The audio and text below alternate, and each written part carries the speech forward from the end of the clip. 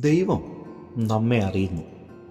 നമ്മളുടെ കഷ്ടപ്പാടുകൾ ദൈവത്തിനറിയാം. നമ്മൾ പലതിനും ശ്രമിക്കുന്നുണ്ടെന്ന് ദൈവത്തിനറിയാം.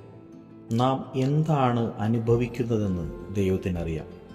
നിങ്ങളുടെ പോരാട്ടത്തിന് ഒരു കാരണവും നിങ്ങളുടെ വിശ്വസ്തതയ്ക്ക് ഒരു പ്രതിഫലവുമുണ്ട് എന്നറിയുക. യേശു അപ്പം വർദ്ധിപ്പിക്കുന്നതിന് മുമ്പേ അവനത് മുറിച്ചു.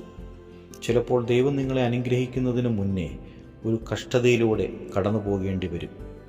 അപ്പം നുറുക്കപ്പെട്ടപ്പോൾ അനേകർക്ക് അതൊരു അനുഗ്രഹമായി. അതുപോലെ തന്നെ നീയും അനേകർക്കൊരു അനുഗ്രഹമാകുവാൻ ദൈവം ആഗ്രഹിക്കുന്നു. മുന്തിരി പിഴിഞ്ഞാണ് വീഞ്ഞുണ്ടാക്കുന്നത്. ഒലിവ് ചതച്ചാണ് എണ്ണയുണ്ടാക്കുന്നത്.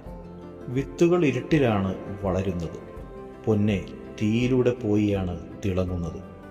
നിങ്ങൾ ചതഞ്ഞതായി, ഞെരുക്കപ്പെടുന്നതായി, ഇരുട്ടിലായ പോലെ തീച്ചുളയിലാണ് എന്ന് തോന്നിയാൽ നിങ്ങൾ തയ്യാറായിക്കോളൂ.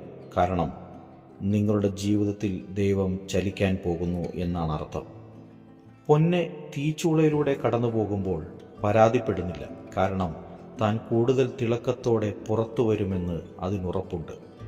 ഒരു ദിവസം നിങ്ങൾ തിരിഞ്ഞു നോക്കുമ്പോൾ വേദന പാഴായില്ല എന്നും അത് തയ്യാറെടുപ്പായിരുന്നു എന്നും മനസ്സിലാവുകയും ചെയ്യും. അത് നിങ്ങളുടെ ജീവിതത്തിൽ പുതിയ ഉണർവും തിളക്കവും നൽകും.